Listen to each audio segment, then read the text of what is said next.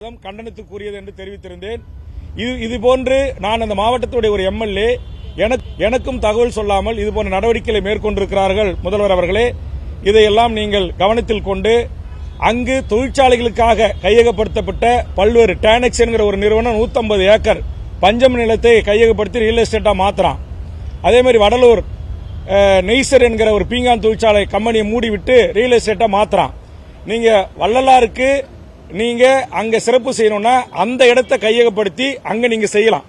அதை விட்டு வள்ளலார் பெருவழி என்று அங்க இருக்கிற மரங்களை வெட்டி அங்க வள்ளலாருக்கு பெருவழி அமைக்கிறோம் என்று சொல்வதில் நீங்க மறுபரிசீலனை செய்யணுன்ற அந்த கருத்தை சொல்லியிருக்கிறேன். அதே மாதிரி தொழிற்சாலை தொடங்கப்பட்டதனுடைய நோக்கம் தொழிலாளர்களுக்கு வேலை கொடுப்பது. அதை மூடிட்டு ரியல் எஸ்டேட் செய்வதற்கு அல்ல. அதனால அந்த ரியல் எஸ்டேட் நிலங்களை ரியல் எஸ்டேட் அனுமதிக்க கூடாது.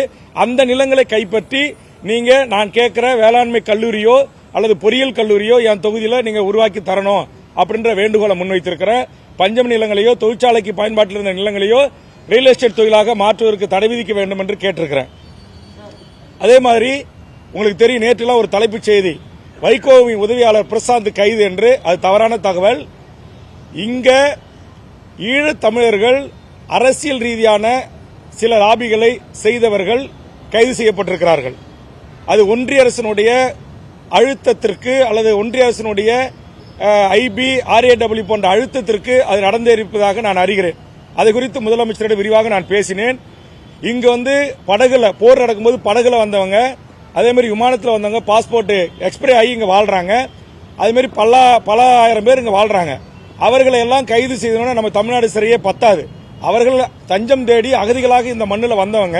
இதே மாதிரி கடந்த அதிமுக ஆட்சியில் இருந்தவர்களை கைது செய்த போது நான் அம்மையார் ஜெயலலிதா அவர்களை சந்தித்த போது இந்த பிரச்சனையை நான் எடுத்து கூறினேன். உடனே டிஜிபி ராமானுஜம் அவர்களை அழைத்து, ஞானசேகரன் தலைமைச் செயலாளர்களை அழைத்து, வேல்முருகன் சொல்வதில் நியாயம் இருக்கிறது, அதனால் கீழ்பிரிவு அதிகாரிகளோ சட்ட ஒழுங்கு அதிகாரிகளோ இதுபோன்று இருக்கிறவர்களை நீங்கள் தயவு செய்து கைது செய்யக்கூடாது, அவர்கள் விரும்புகிற நாடுகளுக்கு செல்வதற்கு அனுமதிக்க வேண்டும் என்று சொல்லி பல பேரை அவர்கள் அனுமதித்தார்கள்.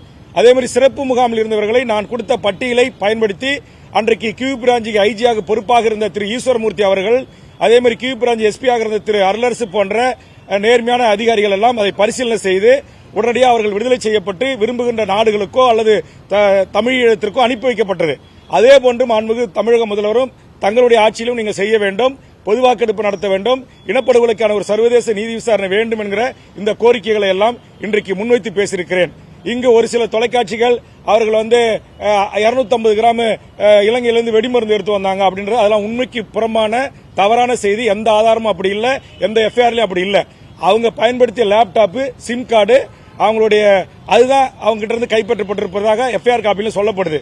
அதில் தயவு செய்து இங்க இந்திய அரசு புலிகள் மீதான தடையை நீட்டிப்பதற்கு காரணம் தேடுகின்ற போது சில பத்திரிகை போராளிகளுக்கு மணிமண்டபம் அமைத்ததற்கு நன்றி தெரிவித்து முதலமைச்சர் சந்தித்த பின் வேல்முருகன் செய்தியாளர்களை சந்தித்தார். அந்த காட்சிகளை நாம் பார்த்தோம்.